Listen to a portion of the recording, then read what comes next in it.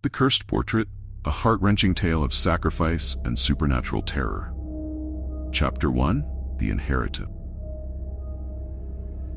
The town of Blackwood Hollow was the kind of place that the world seemed to have forgotten. Nestled in a valley surrounded by dense, brooding forests, lay hidden from the main roads and seldom appeared on any map. The townsfolk, quiet and reserved group, clung to their traditions and whispered stories of old, kind that had been passed down for generations. It was a place where time seemed to stand still, and where the Winters family had lived for as long as anyone could remember. Margaret Winters had spent most of her life in Blackwood Hollow, her roots buried deep in the town's peculiar soil. She was a woman of formidable strength, her will forged through years of hardship and loss. At 48, she had buried her husband and now her father, leaving her alone to care for her only son, David. She carried her responsibilities with a stoic grace, her back straight, her chin held high, even as the weight of her family's legacy threatened to crush her. David, in contrast, was a quiet, introspective boy of 16, more at home in the pages of old books than in the company of his peers. He had inherited his father's dark hair and his mother's solemn eyes.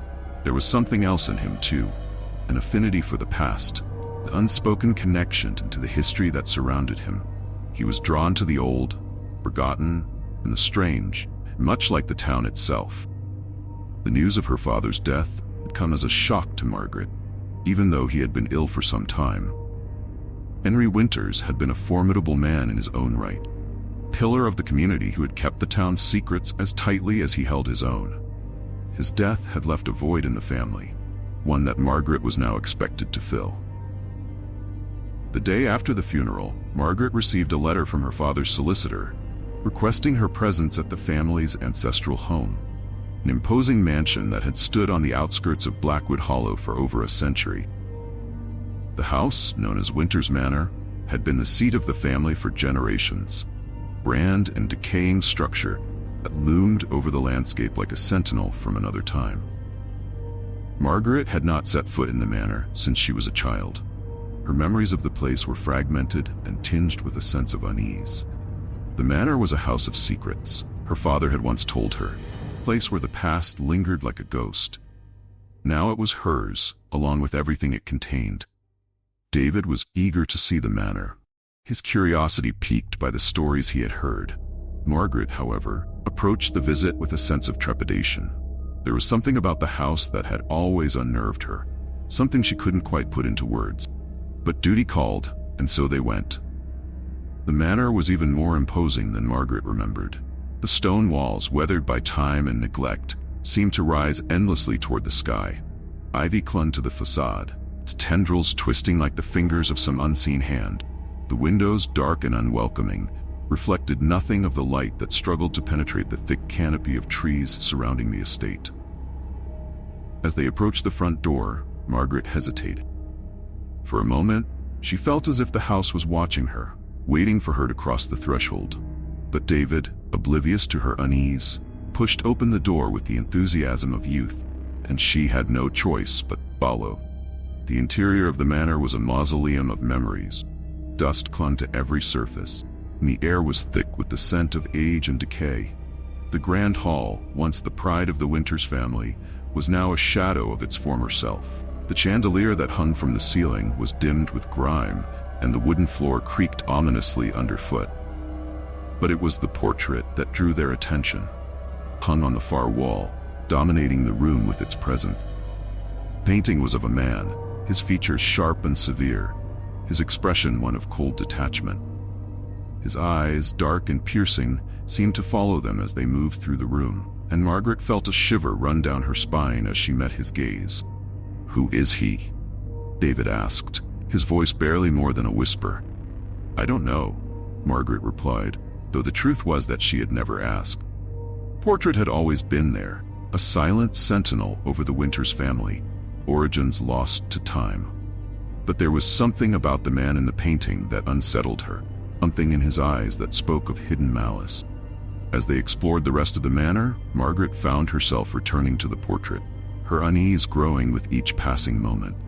The house seemed to close in around her, its walls pressing in with a malevolent intent, Every creak of the floorboards, every whisper of the wind through the cracked windows seemed to carry a warning, a reminder that the past was not easily forgotten. That evening, as they sat in the old drawing room, Abigail Winters made her entrance. Margaret's aunt had always been a figure of mystery, an eccentric woman who had lived alone in the manor for decades. Her presence was as unsettling as the house itself, her eyes sharp and knowing, her smile thin and brittle. "Welcome back, Margaret," Abigail said, her voice like the rustle of dry leaves. "Been too long." Margaret forced a smile. "Thank you, Aunt Abigail. It's good to see you." "Is it?" Abigail's gaze flickered to the portrait, her expression unreadable. "I wonder." David, oblivious to the undercurrents in the room, asked about the painting. "Who was the man in the portrait?" Abigail's smile faded, and for a moment she looked almost frightened. "That, my dear, is Richard Winters. He was your great-great-grandfather, and a man of considerable influence in his time." Margaret frowned. "I've never heard of him." Abigail shrugged, her eyes lingering on the painting.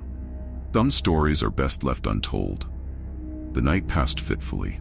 Margaret tossed and turned in the old bed, her dreams haunted by the image of the man in the portrait. She dreamed of cold, dark corridors, of shadows that moved just out of sight, and of a voice that whispered her name from the darkness. When she awoke, the morning light did little to dispel her unease. The house seemed even more oppressive in the daylight, the shadows longer, the silence heavier. As they sat down to breakfast, Margaret couldn't shake the feeling that they were not alone in the house, that something watched them from the shadows. David, however, seemed unaffected by the atmosphere. He was eager to explore the manor, to uncover its secrets. But as the days passed, even he began to change. He spent more time in front of the portrait, his eyes fixed on the man's expression. Margaret noticed the way he would tilt his head, as if trying to decipher some hidden meaning in the painting, and it unnerved her. Abigail, too, seemed to grow more anxious with each passing day. She would often be found staring at the portrait, her expression distant and troubled. When Margaret asked her about it, Abigail would only mutter something about the past, about the dangers of digging too deep. "It's just an old painting, Aunt Abigail," Margaret said one evening, trying to dismiss her aunt's fears. "It can't hurt us." Abigail's eyes snapped to hers, a flash of something like anger in them. "You don't understand, Margaret. There are things in this house, things that should not be disturbed." Margaret opened her mouth to respond, but the words died in her throat as a sound echoed through the hall. It was a low, creaking groan, as if the house itself was waking from a long slumber. The portrait, bathed in the flickering light of the fire, seemed to glower down at them, its eyes dark and accusing. For a moment, Margaret thought she saw the man's lips twitch, a ghost of a smile playing at the corners of his mouth. She blinked, and the expression was gone, leaving her to wonder if it had ever been there at all. But the seed of doubt had been planted, and as the days turned into weeks, Margaret found herself drawn to the portrait again and again, unable to shake the feeling that it was watching her. David, too, became more withdrawn, his fascination with the painting growing into an obsession. The house, once a refuge, had become a prison, its walls closing in with a malevolent intent. The Winters family was trapped in a web of their own making, bound by the past and haunted by the specter of a man long dead. And through it all, the portrait remained, its expression ever-changing, its eyes following them as they moved through the house. The curse, if there was one, had already taken hold, and there was no escape. Margaret Winters, once so strong, now found herself at the mercy of forces she could not understand. Past, it seemed, was not so easily forgotten, and the man in the portrait had no intention of letting her or her family go. Chapter 2. Changing Expression. The mansion stood silent, its ancient walls whispering secrets long buried beneath the weight of time. Outside, the forests of Blackwood Hollow loomed, dark and forbidding, as if guarding the house from the prying eyes of the world. Within, the air hung heavy, with the scent of old wood and something else, something indefinable, yet unmistakably ominous. The creaking of the floorboards, once a simple annoyance, now sounded like the groaning of a dying beast, each moan echoing through the corridors with a mournful, almost sentient quality. David was the first to notice the subtle change in the portrait. He had spent hours in the grand hall, sketching the man's face with a fervor that bordered on obsession. The stern expression, the piercing eyes, the tight line of the mouth, it all fascinated him in a way he couldn't explain. But as the days passed, David's fascination turned to unease. The man in the portrait, once merely stern, now seemed to glower down at him with a barely concealed menace. The change was almost imperceptible at first, a slight narrowing of the eyes, the faintest hint of a sneer playing at the corners of the lips. But to David, who had studied the painting so intently, it was unmistakable. The man's face was changing, and it wasn't for the better. "Mom," David said one evening, his voice trembling with a mix of fear and confusion. "There's something wrong with the portrait." Margaret looked up from the ancient ledger she had been poring over, her brow furrowed in concentration. The numbers were a mess, a reflection of the disarray her father had left behind. The family's finances were in worse shape than she had realized, and the strain of trying to make sense of it all was beginning to take its toll. "What do you mean, David?" she asked, trying to keep the wariness from her voice. "The expression," David replied, his eyes wide with an emotion Margaret hadn't seen in him before. "It's different now. He looks angry." Margaret sighed, closing the ledger with a soft thud. "It's just your imagination, sweetheart. The mind can play tricks when we're in a new place, especially one as old and strange as this house." David shook his head, frustration bubbling up inside him. "No, Mom, it's real. I've been sketching it, and each time it's different. He's changing." Margaret rose from her seat, her movements slow and deliberate, as if the very air of the house resisted her. She walked with David to the grand hall, the shadows lengthening around them as the evening light waned. The portrait loomed above them, its dark eyes seeming to glitter in the dim light. "There's nothing wrong with it, David," Margaret said after a long moment, though her voice lacked conviction. "It's the same as it's always been." But David wasn't convinced. The change was there, subtle yet undeniable. He'd feel the man's eyes on him, could almost hear the silent accusations whispered from lips that seemed on the verge of speech. The sensation was like a cold hand gripping his heart, and he shuddered involuntarily. Margaret placed a comforting hand on his shoulder. "Try not to think about it too much, David. This house, it can get under your skin if you let it. We just need time to adjust." David nodded, though his mind was far from at ease. He returned to his room that night. Sleep eluded him. The shadows in the corners of the room seemed to move of their own accord, and the wind outside howled like a wounded animal. When he finally drifted off, his dreams were filled with the image of the portrait. Only now, the man in the painting was speaking, his voice a low, menacing murmur David couldn't understand. Yet it filled him with a dread so profound that he awoke with a start, his sheets damp with sweat. Margaret, too, found herself haunted by dreams that refused to leave her in peace. Night after night, she was drawn back to the grand hall, to the portrait that now seemed to dominate her thoughts even in sleep.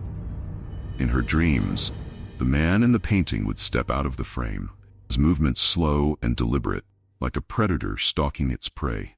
He would approach her, his expression shifting from cold disdain to something far darker, far more dangerous. She would try to scream, to run, but her limbs were heavy, her voice silenced by an unseen force. And always, just before he reached her, she would wake, her heart pounding, the echo of his footsteps still ringing in her ears. The atmosphere in the house grew heavier with each passing day, the oppressive weight of the past pressing down on them from all sides. Arguments flared between Margaret and David, small disputes that would have once been easily resolved, now escalating into full-blown fights. The tension was palpable, a living, breathing thing that seemed to feed on their discord. And with each new argument, each new moment of strife, the expression in the portrait grew darker, more malevolent. David could see it, feel it in his very bones. But when he tried to speak to his mother about it, she dismissed his concerns with a wave of her hand, her mind too preoccupied with the mounting financial troubles and the strange, creeping unease that had taken hold of her. But David couldn't let it go. The man in the portrait consumed his thoughts, his waking hours spent sketching the face that now seemed to leer at him with undisguised malice. The sketches piled up in his room, each one more disturbing than the last. until David no longer recognized the man in the painting. The once stern visage was now twisted into a sneer, the eyes burning with an intensity that threatened to scorch him from within. The house itself seemed to respond to the changes in the portrait. The creaking of the floors grew louder, more insistent, as if something was moving beneath the surface, straining to break free. The windows, once merely dusty, now rattled in their frames as if buffeted by a storm that only the house could feel. And the whispers, those soft, barely audible murmurs that seemed to come from the very walls, grew louder, more insistent, filling the silence with a constant undercurrent of dread. Abigail's behavior became more erratic as well. The once eccentric, harmless old woman now seemed to teeter on the edge of madness. She would wander the halls at night, muttering to herself, her eyes wide with a terror that Margaret found deeply unsettling. She avoided the grand hall entirely, refusing to even glance in the direction of the portrait. One evening, as the wind howled outside and the house groaned in sympathy, Abigail cornered Margaret in the kitchen, her eyes wild and desperate. "You have to get rid of it," she hissed, her voice trembling with fear. "The portrait? It's cursed. It's been the ruin of this family for generations. If you don't get rid of it, it will destroy you too." Margaret stared at her aunt, her heart pounding in her chest. "What are you talking about, Aunt Abigail? It's just a painting. How can a painting be cursed?" Abigail shook her head, her hands trembling as she gripped Margaret's arm. "You don't understand. The man in the portrait, he's not just a painting. He's something else. Something evil. He feeds on our misery, our pain. The more we suffer, the stronger he becomes. You have to destroy it before it's too late." Margaret pulled away, her mind reeling. "This is nonsense, Aunt Abigail. You're just tired. The house is getting to you." But even as she spoke, Margaret couldn't shake the feeling that there was truth in her aunt's words. The portrait had been a constant presence in her dreams, its expression growing darker with each passing night. The house had changed since they moved in. Its once familiar rooms now filled with shadows that seemed to shift and move when her back was turned. And David was not the same boy he had been when they arrived. But the idea of destroying the portrait felt wrong, as if doing so would somehow unleash something even worse. Margaret shook her head, trying to clear the fog of fear that had settled over her. "I can't do that, Aunt Abigail," she said, her voice firm. "Part of the family's history. We can't just destroy it." Abigail's face crumpled, and for a moment, Margaret thought she might cry. But then her aunt's expression hardened, her eyes narrowing with a fierce determination. "Then it will destroy you, just as it destroyed those who came before you," she said, her voice cold and flat. "Mark my words, Margaret. The curse is real, and it will not be denied." With that, Abigail turned and left the room, leaving Margaret standing in the dim light of the kitchen, her heart racing and her mind spinning with questions she couldn't answer. That night, as she lay in bed, the whispers in the walls grew louder, more insistent, until they drowned out all other sound. Margaret closed her eyes, trying to block out the noise, but the whispers seeped into her mind, filling her with a sense of dread so profound that she felt as if she were drowning in it. And in the darkness of her room, the man in the portrait smiled. A cold, cruel smile that promised nothing but suffering. Chapter 3: The Dark History Unveiled. The attic, long neglected and thick with dust, was a place neither Margaret nor David had ventured into since their arrival. The door creaked as Margaret pushed it open, the smell of old wood and decaying paper wafting out to greet them. She hesitated, her heart beating rapidly, or stepping inside. The weak light from a single bulb barely penetrated the gloom, casting long, distorted shadows that danced across the cluttered space. The attic was filled with relics of the past, trunks overflowing with moth-eaten clothes, furniture draped in sheets and boxes stacked haphazardly, their contents long forgotten. David followed her in silence, his face pale, his eyes distant. His obsession with the portrait had deepened, his once bright spirit now overshadowed by something Margaret couldn't quite understand. She feared that if they didn't find answers soon, she would lose him to whatever darkness had taken hold. They began their search in earnest, pulling down boxes and rifling through old documents, hoping to find something, anything, that could explain the changes in the portrait. and the growing sense of dread that had settled over their lives. The dust stirred with every movement, swirling around them like ghosts of the past, their presence almost tangible in the stillness of the attic. Hours passed as they sifted through the remnants of generations, the weight of history pressing down on them. The attic seemed to stretch on forever, an endless labyrinth of memories, each corner revealing more secrets than the last. But it wasn't until Margaret stumbled upon an old leather-bound journal hidden in the bottom of a trunk that they finally found the answers they sought. The journal was worn, its pages yellowed with age, the ink faded but still legible. The cover bore the initials RW in faded gold, the leather cracked and brittle under Margaret's fingers. She opened it with trembling hands, her breath catching as she read the first entry. "Richard Winters," she whispered, glancing up at David, who had come to stand beside her. "This is his journal." David's eyes widened, a spark of something, fear, curiosity, or perhaps both, igniting within them. Without a word, they sat down together on the dusty floor, the journal between them, and began to read. Entries were dated over a century ago, detailing the life of Richard Winters, the man whose stern face now haunted the portrait in the grand hall. The early entries spoke of mundane matters, weather reports, business dealings, family affairs. But as they read on, the tone of the journal began to shift. Richard's words grew darker, more ominous, as if something malignant had taken root in his soul. Richard had been a man of wealth and power, feared and respected by all who knew him. But his reputation was not one of honor. Rather, he was known for his cruelty, his iron-fisted control over his family and the town. The entries described a man who relished in the suffering of others, who ruled through fear and intimidation. But there were hints of something more, something sinister that lurked beneath the surface. As Margaret turned the pages, her hands began to shake. Richard wrote of strange occurrences, unexplained noises in the night, shadows that moved of their own accord, creeping sense of dread that seemed to pervade the very walls of the mansion. The townspeople whispered that Richard had made a pact with something dark and terrible, that he had sold his soul for power and wealth. And then there was the painting, portrait that had been commissioned just before his mysterious death. Margaret felt a chill run down her spine as she read Richard's description of the painting. He had insisted that the artist capture every detail, every line and shadow, until the likeness was so exact that it seemed the painting might come to life at any moment. But as the artist worked, strange things began to happen.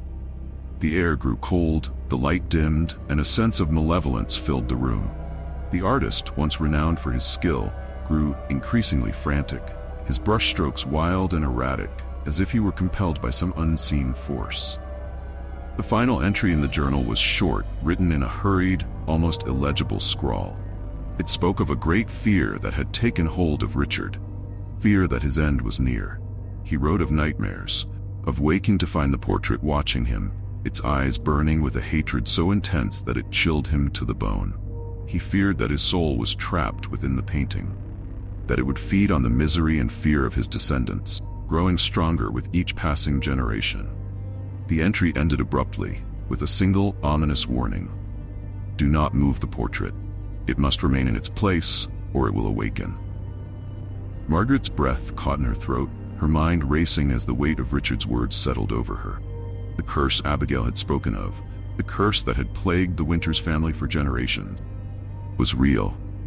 And by moving into the mansion, by disturbing the peace of the past, they had unwittingly set it into motion once more. She looked up at David, her heart breaking at the sight of him. He had grown so pale, so withdrawn, his once bright eyes now shadowed with fear and exhaustion. He stared at the journal, his face expressionless, but Margaret could see the turmoil churning beneath the surface. He was losing himself to the darkness, just as Richard had before him. "We need to leave," Margaret whispered, her voice trembling with the realization of the danger they were in.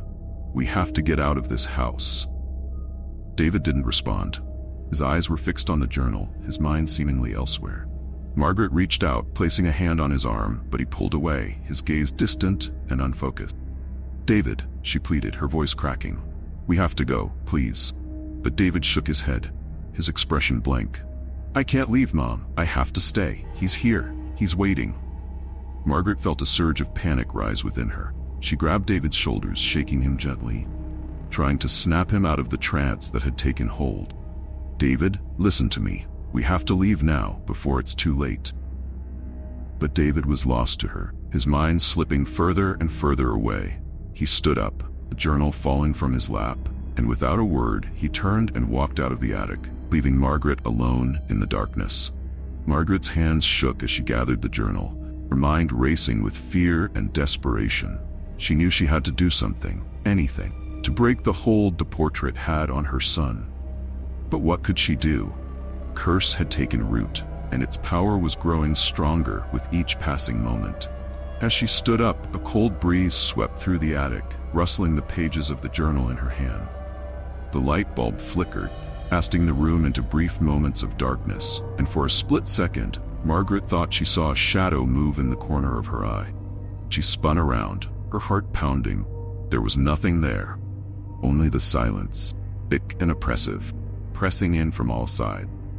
She hurried out of the attic, the journal clutched tightly to her chest, and descended the stairs as quickly as she could.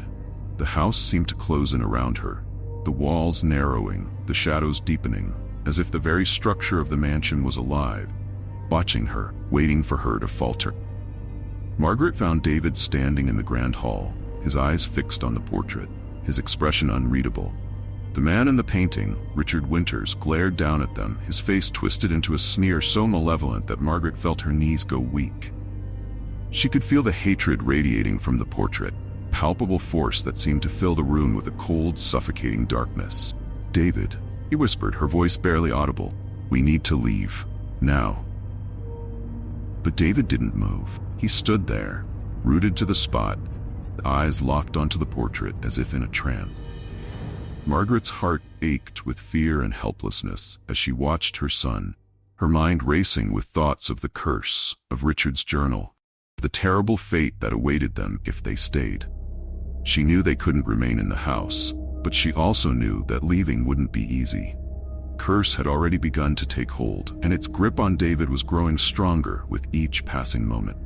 Margaret realized that they were running out of time. The mansion, with its dark history and malevolent presence, had become a prison. Prison they might never escape. And somewhere, deep within the shadows of the house, the spirit of Richard Winters waited, biding his time, growing ever more powerful as the family's misery and fear fed his unholy existence. Margaret clutched the journal to her chest, her mind reeling as she tried to think of a way out. But as she looked at David, standing there, lost to the darkness, she knew that the battle would not be easy. Curse was real, and it was hungry, and if they couldn't find a way to break it, would consume them both, just as it had consumed the generations before them. Chapter 4: The Portrait's Power. The mansion seemed to pulse with a malevolent energy, the walls whispering secrets that twisted through the halls like a dark current. Margaret awoke each morning with the taste of dread on her tongue, the air around her thick with unseen threats. The very atmosphere of the house had shifted. What was once merely unsettling had become suffocating, the rooms closing in as if the mansion itself sought to consume them. David's condition worsened with each passing day. What had begun as a mere unease had grown into a full-blown affliction. He lay in bed, his skin pale and clammy, his breath coming in shallow gasps, his once bright eyes, now clouded with a deep, unsettling darkness, flickered with a mix of fear and resignation. The doctors were at a loss, their remedies useless against an illness that defied all logic. Margaret spent her days at his bedside, watching helplessly as her son slipped further away from her. The guilt gnawed at her, an ever-present reminder that she had brought them to this place, that she had ignored the warnings, the unease, the signs. And now it seemed they were paying the price for her stubbornness. The mansion, as if sensing her despair, seemed to feed on it, growing darker and more oppressive. Cold spots appeared in the most unexpected places, beneath her feet as she walked down the corridor, the foot of David's bed, in the corner of her own room. The cold was not the kind that could be warded off with blankets or warmth. It was a bone-deep chill that settled into her very soul, leaving her shivering even in the brightest of daylight. But it was the voices that truly unnerved her. At first, she thought she was imagining them, product of an overtaxed mind, but soon it became clear that the whispers were real. They drifted through the halls, soft and insistent, murmuring words she couldn't quite understand. Sometimes late at night, when the house was at its stillest, she could hear them distinctly, low, muttering voices that spoke of things long buried, of secrets best left forgotten. And then there were the shadows. They seemed to move of their own accord, slipping through the cracks in the walls, pooling in the corners, and creeping closer whenever her back was turned. Margaret often found herself glancing over her shoulder, certain she had seen something out of the corner of her eye, only to find nothing there when she turned. The feeling of being watched never left, an ever-present weight pressing down on her mind. It was Abigail who finally voiced what Margaret had been too afraid to acknowledge. The old woman appeared one evening, her face drawn with the weight of her own burdens, her eyes filled with a sadness Margaret had never seen before. She stood in the doorway, her hands clasped together, as if bracing herself for what she was about to say. "The portrait," Abigail whispered, her voice trembling with fear. "It's the source of all this. Richard's spirit, it's trapped in there, feeding off your fear, your despair. The longer you stay, the stronger he gets." Margaret stared at her, her heart pounding in her chest. She wanted to deny it, to brush off Abigail's words as the ramblings of an old woman, but deep down she knew the truth. She had felt the power of the portrait growing stronger, the way it seemed to watch them, and mock them.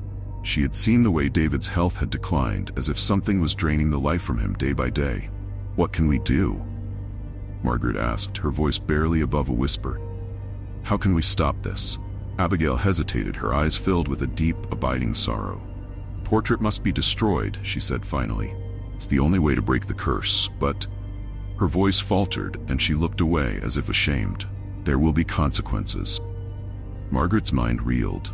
Destroy the portrait? The thought filled her with a sense of dread so profound that it nearly took her breath away. She had always felt a strange connection to the painting, pull that she couldn't quite explain. The idea of destroying it seemed almost sacrilegious, as if she would be doing something irrevocable, something that could never be undone. "But what will happen if we destroy it?" Margaret asked, voice trembling. Abigail shook her head. "I don't know," she admitted. "But I've lived in this house long enough to know that Richard will not go quietly. He's bound to that portrait, yes, but he's also bound to this place, to the Winters family. Destroying the painting might set him free, or it might unleash something even worse." Margaret felt the blood drain from her face. The thought of unleashing Richard's spirit, of setting it loose to wreak havoc on the world, was almost more terrifying than the curse itself. But what choice did they have? David was dying, and if they did nothing, the curse would only grow stronger, feeding on their misery until there was nothing left. That night, Margaret's dreams were filled with Richard's face, his eyes burning with a malevolent fire, his lips twisted into a cruel, mocking smile. He seemed to taunt her, daring her to defy him, to try and break the hold he had on her family. There was something else in his gaze, something that chilled her to the bone, an ancient, all-consuming hunger that would not be sated until he had claimed them all. Margaret awoke in a cold sweat, heart pounding in her chest. She could still feel the weight of Richard's gaze on her, as if he were watching her even now, waiting for her to make her move. Air in her room was thick with an oppressive silence, the shadows longer and darker than they had any right to be. As she sat up, trying to shake off the remnants of her nightmare, she heard a faint sound, David's voice, weak and trembling, calling out for her. She rushed to his room, finding him sitting up in bed, his eyes wide with fear, his skin as pale as death. "Mom," he whispered, his voice barely audible, "you have to destroy it, please, before it's too late." Margaret's heart broke at the sight of him, so frail and frightened, so unlike the boy he had once been. She wanted to promise him that everything would be all right, that they would find a way to break the curse without destroying the portrait. She knew that was a lie. The painting was the source of the darkness that had taken hold of their lives, and if they didn't destroy it, they would be lost. Could she do it? Could she bring herself to destroy the painting? knowing the risks, knowing that it might only make things worse. The fear gnawed at her, a relentless, insidious force that threatened to overwhelm her. She felt as if she were being pulled in two directions, torn between her love for her son and the deep, unexplainable connection she felt to the portrait. The days passed in a blur, each one darker and more terrifying than the last. The accidents began as small, almost insignificant things. A vase tipping over, picture frame falling from the wall, but soon they escalated into something far more dangerous. Margaret narrowly avoided falling down the stairs, catching herself at the last moment as the banister seemed to give way beneath her hand. David's bed caught fire one night, flames erupting out of nowhere, as if sparked by some unseen force. And all the while, the portrait watched, its expression twisting and warping, becoming more grotesque with each passing day. The once stern, impassive face of Richard Winters had become a hideous mockery of human emotion, his features contorted into a mask of rage and malice. Margaret could feel his hatred radiating from the canvas, palpable force that seemed to permeate every corner of the mansion. She could no longer deny the truth. The portrait was the key to everything: curse, the accidents, David's illness. Richard's spirit was trapped within it, growing stronger with each passing day, feeding off their fear, their misery, and if they didn't destroy it soon, it would consume them all. But the fear of what might happen if they destroyed the painting still gnawed at her. Dark, insistent voice that whispered of doom and destruction. Abigail's words echoed in her mind, a constant reminder of the risks they were taking, of the unknown consequences that lay ahead. It was late one night when Abigail finally revealed the full extent of the curse, the truth that had haunted her for so many years. They were sitting in the kitchen, the house eerily silent around them, when Abigail began to speak, her voice low and trembling. "My brother," she said, her eyes filled with a deep, haunting sorrow. "He tried to escape this place, tried to break free of the curse, but the house wouldn't let him go. He died trying. Just like my father before him, just like so many others in our family." Margaret felt a chill run down her spine. She had always sensed that there was something more to Abigail's connection to the house, something dark and terrible that she'd never spoken of. But to hear it laid out so plainly, to know that her own father had been one of the victims of the curse, was almost too much to bear. "I've been tormented by that portrait my entire life," Abigail continued, her voice shaking with emotion. "It's always been there, watching, waiting, beating off our suffering. And now it's trying to claim you and David, too." Margaret felt tears welling up in her eyes.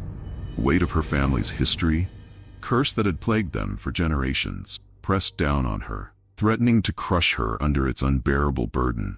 She wanted to scream, to rage against the injustice of it all. But she knew that would do no good. The only way to break the cycle, to free them from the curse, was to destroy the portrait. But even as she resolved to do so, the fear gnawed at her. A dark, insidious force that whispered of doom and destruction. The house seemed to sense her decision, the very walls closing in around her, the shadows growing longer and darker, as if Richard's spirit was preparing to strike back with all the fury of the damned. Margaret knew that time had come. She couldn't wait any longer, couldn't allow the curse to claim her son, her family, as it had so many others before them. The portrait had to be destroyed, no matter the cost. But as she stood before the painting, the weight of her decision pressing down on her, she couldn't help but feel a deep, gnawing fear. What if Abigail was wrong? What if destroying the portrait only made things worse? What if they unleashed something even more terrible than the curse that had already claimed so much from them? As she raised the knife, her hand trembling with fear and doubt, the portrait seemed to come alive, Richard's face twisting into a grotesque mask of rage and malice. The air around her grew thick and heavy, the shadows pressing in on her from all sides, the whispers growing louder and more insistent. And then, just as she was about to plunge the knife into the canvas, a voice broke through the darkness. David's voice, weak and trembling, but filled with a fierce determination. "Do it, Mom," he whispered, his voice echoing in the stillness of the room. "Destroy it, before it's too late." Margaret closed her eyes, took a deep breath, and with all the strength she could muster, she drove the knife into the heart of the portrait. The canvas ripped apart with a sound like tearing flesh, the air around her exploding with a burst of cold, malevolent energy. For a moment, everything went still. The whispers ceased, the shadows receded, and the house seemed to hold its breath. And then, slowly, the oppressive weight that had hung over them for so long began to lift, the darkness retreating as the curse that had plagued them for generations was finally broken. But as Margaret collapsed to the floor, exhausted and trembling, she couldn't shake the feeling that something was still watching her, waiting, lurking in the shadows, biding its time. For in the ruins of the portrait, amidst the shredded canvas and broken frame, Richard's eyes still glowed with a malevolent fire, his spirit still clinging to the remnants of the painting, refusing to let go. And Margaret knew, with a deep, gnawing certainty, that the nightmare was far from over. Chapter 5. The Desperate Plan. The mansion lay in silence, shrouded in an almost suffocating darkness that seemed to pulse with a life of its own. The night was thick, oppressive, as though the very air within the house was conspiring against the inhabitants. The moonlight, usually a beacon of solace, was obscured by heavy clouds, leaving the rooms bathed in a cold, unrelenting shadow. Every creak of the floorboards, every gust of wind that whistled through the ancient windows, seemed like a sinister whisper from the mansion itself. Margaret stood in the grand hall, her breath shallow and uneven. The weight of the past days hung on her like a shroud, pulling her down into a pit of despair. Yet beneath that despair was a fierce, burning determination. She had lost so much, her peace, her sense of safety, her husband, and she was on the brink of losing her son. But she would not lose David, not to this cursed portrait, not to the evil that had seeped into every corner of this house. Abigail was beside her, her face pale and drawn, shadows etched deep into her eyes. She had always been the stronger of the two, the one who carried the burden of their family's secrets with quiet resignation. But tonight, her fear was palpable. It was a fear that had been festering for decades, rooted in the knowledge of what had been and what could still be. Yet, despite the terror that gripped her heart, there was a resolve in her that had not been there before, a resolve to see this through to the end, no matter the cost. "This is our last chance," Margaret whispered, her voice trembling with the weight of the decision they were about to make. "We have to destroy it. If we don't, I can't lose him, Abigail. I just can't." Abigail nodded, though her eyes betrayed the storm of emotions churning within her. "I know, but the house, it won't let us do this easily. It's almost like it knows." Margaret didn't respond. She couldn't afford to think about what might happen if they failed. All she could focus on was the portrait, Richard's image, that wretched likeness that had brought so much pain and suffering to their family. It hung in the parlor, as it had for generations, a silent sentinel over their misery. They moved through the dimly lit hallways, the silence pressing in on them. Every step felt like a journey deeper into the bowels of the mansion, where the darkness was thicker, heavier. The mansion seemed to watch them, its presence palpable, as if it was aware of their intentions. When they reached the parlor, the sight of the portrait stopped them in their tracks.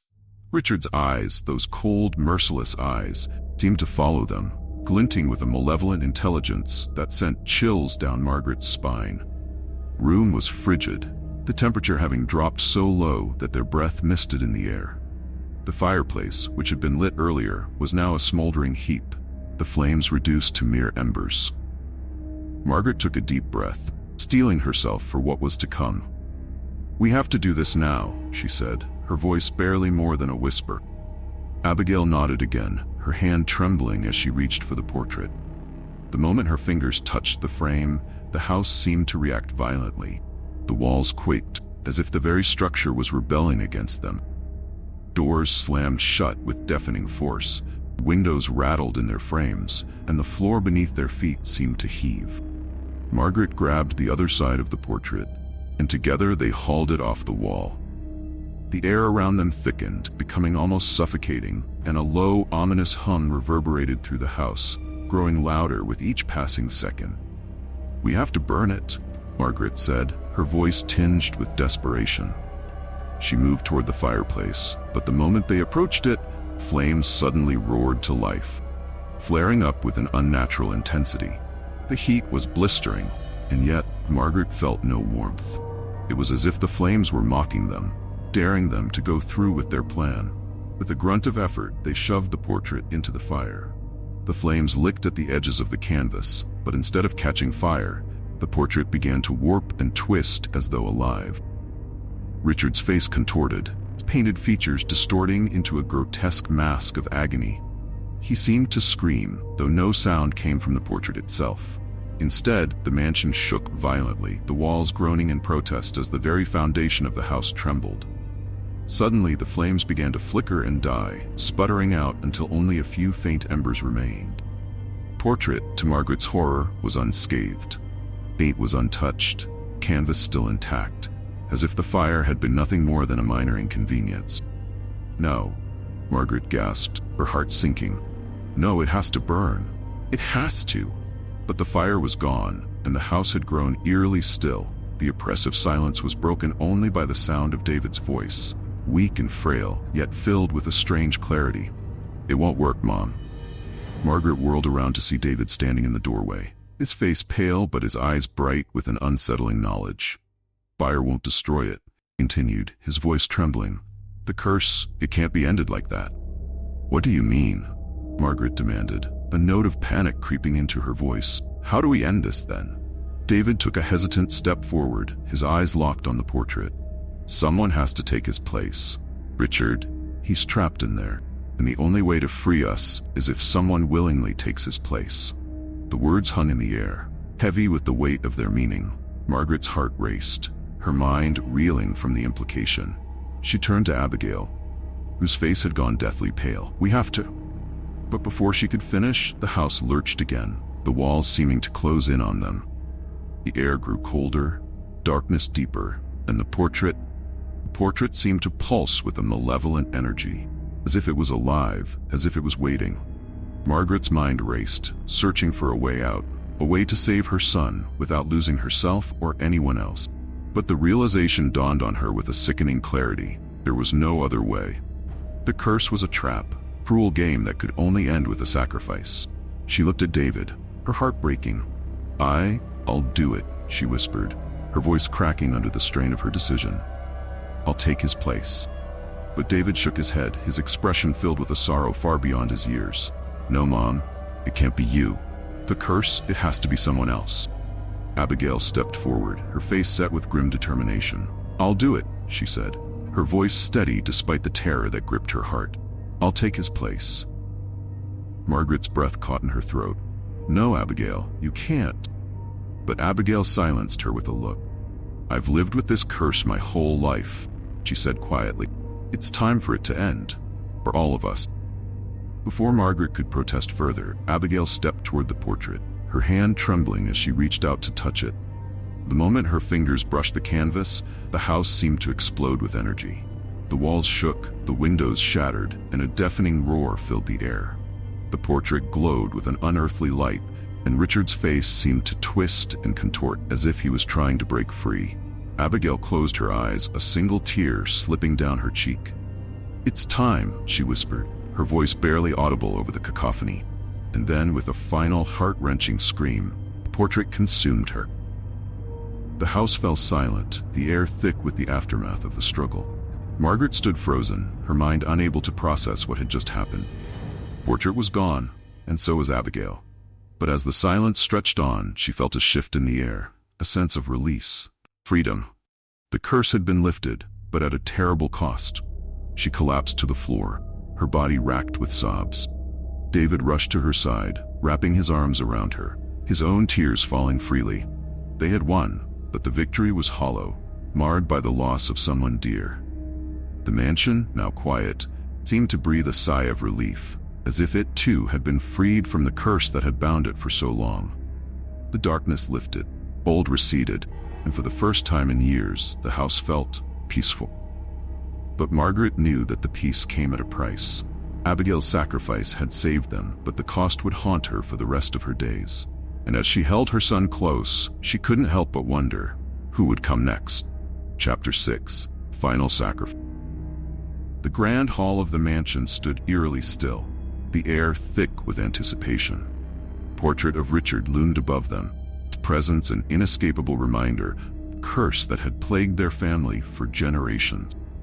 The dim light from the chandelier cast long, wavering shadows across the room, making the walls seem to breathe with a life of their own. Margaret stood at the center of it all, her heart pounding in her chest, each beat echoing like a drum in her ears. She knew what had to be done. The realization settled over her like a suffocating blanket, the weight of it almost too much to bear. Her eyes flicked to David, only child, the one she had vowed to protect from the very moment he was born. He was her world, her reason for enduring all the horrors this house had inflicted upon them. And now, it seemed that the only way to save him was to sacrifice herself. Margaret's gaze shifted to the portrait. Richard's eyes, once so cold and unfeeling, seemed to mock her. The expression on his face, frozen in time, held a cruel amusement, as if he knew the torment she was enduring. Painting was the key, the heart of the curse, and to end it, someone had to take his place. Abigail stood beside her, face pale and drawn. There was a sadness in her eyes, a deep sorrow that had been buried for years, now rising to the surface. "Margaret," she began, her voice barely above a whisper, "it doesn't have to be you. This curse, it's my burden to bear. I've lived with it my whole life. It's my fault. Let me do this." Margaret turned to her sister, her mind whirling with 1,000 thoughts. Abigail had always been the strong one, the one who had kept the family together through the darkest of times. But this was different. The guilt that Abigail carried was palpable, a weight she had borne silently. Margaret couldn't let her take on this final, dreadful task. "No," Margaret replied, her voice firm but trembling. "You've done enough. This is my son. I have to save him." Abigail's eyes filled with tears, her resolve wavering. "But you don't have to die for him. I should have done something sooner. I kept the secrets. I let the curse continue. This is my chance to make it right." Silence fell between them, heavy and oppressive. Margaret's mind raced, torn between the love she felt for her sister and the overwhelming need to protect her son. She wanted to believe that there was another way, some solution that wouldn't require such a terrible sacrifice. But deep down, she knew the truth. Curse demanded a life, and it wouldn't rest until it was satisfied. As if sensing her inner turmoil, David stepped forward, his young face etched with determination beyond his years. "Mom," he said softly, his voice steady despite the fear in his eyes, "you don't have to do this. Please, let me be the one." Margaret's heart shattered at his words. "No," cried, her voice cracking. "You're just a child. I won't let you throw your life away like this." But David didn't back down. He moved closer to the portrait, his gaze locked on the image of Richard. There was a strange calmness about him, a serenity that both comforted and terrified Margaret. "Mom, you've always protected me. You've always been there for me. But this time, I need to protect you. I can do this, I have to." Margaret's breath caught in her throat, her vision blurring with tears. How could she let him do this? How could she allow her only child, her precious son, to take on such a terrible burden? But before she could react, or she could pull him away from the cursed painting, David took a step closer to the portrait. "No," Margaret screamed, lunging toward him, but it was too late. David's hand touched the frame, and the room seemed to explode with a blinding light. The chandelier above them rattled violently, flames of the candles flickering wildly, as if they were caught in a tempest. The walls groaned, the very foundation of the mansion shuddering under the strain. Margaret fell to her knees, her body racked with sobs. She couldn't move, couldn't think. Her mind was a maelstrom of grief and terror. All she could do was watch, helpless, as her son sacrificed himself. David's image appeared on the canvas, replacing Richard's in an instant. His face was serene, his expression one of calm acceptance, as if he had found peace in his final moments. Portrait, once filled with malevolence, now radiated a gentle warmth, the oppressive atmosphere that had once dominated the room dissipating in an instant. The house grew still, the violent shaking subsiding, leaving behind an almost eerie calm. Margaret's breath came in ragged gasps as she struggled to comprehend what had just happened. Curse. It was broken. The mansion, which had been a prison of despair for so long, was now quiet, peaceful, as if it had been released from its own torment. But the victory was hollow. price too steep. David was gone, his life extinguished in the blink of an eye. Margaret crumpled to the floor, her heart shattered beyond repair. The grief was unbearable, a crushing weight that threatened to suffocate her. She had lost him, her beautiful, brave son, and there was nothing she could do to bring him back. Abigail knelt beside her, tears streaming down her face. He saved us, Margaret," she whispered, her voice trembling with emotion. "David, he broke the curse." Margaret nodded, but the knowledge did little to soothe the pain. The curse was gone, but it had taken everything from her in the process. The mansion, now free of its malevolent influence, felt like a hollow shell, reminder of all that had been lost. Days passed in a blur of grief and sorrow. Margaret moved through the house like a ghost, her mind numb with the weight of her loss.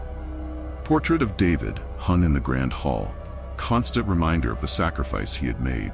But unlike Richard's image, there was no malice, no anger in David's expression. There was only peace. As the weeks turned into months, Margaret found herself spending more and more time in front of the portrait. She would sit in the grand hall for hours, staring at her son's image, as if hoping that by some miracle he would return to her. But the portrait remained unchanged, a silent testament to his love and bravery. And yet one day, as she sat in the stillness of the mansion, Margaret thought she saw something in the painting. Flicker of movement, a slight change in the expression on David's face. She blinked, unsure if it was just her grief playing tricks on her. But there it was again, subtle smile, a hint of reassurance. Margaret's breath caught in her throat. Could it be? Was her son still watching over her, even from within the portrait? The thought brought a small measure of comfort, a glimmer of hope that perhaps in some way he was still with her. The years passed, and the mansion, once a place of darkness and despair, became a place of quiet reflection. Margaret grew older, her hair turning silver, her steps slower and more deliberate. But every day she would visit the portrait, sitting in front of it as if in silent communion with her son.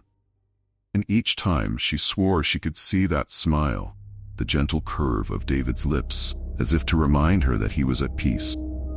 It was a bittersweet comfort, a reminder that while she had lost him, his sacrifice had not been in vain.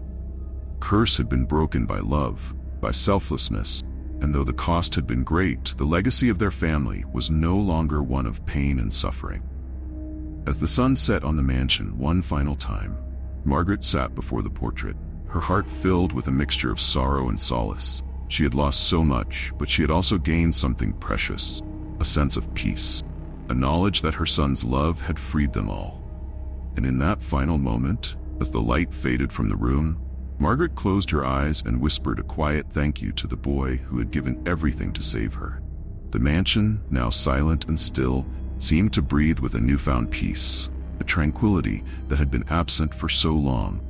The curse was gone, the portrait no longer a source of malevolence, and in the quiet stillness of the grand hall, Margaret felt a warmth in her heart, connection to the son who had saved her. It was a bond that could never be broken, a love that transcended even death. And as she drifted off to sleep, her heart finally at ease, she knew that David was still with her, watching over her, his love a light that would guide her through the darkness for the rest of her days.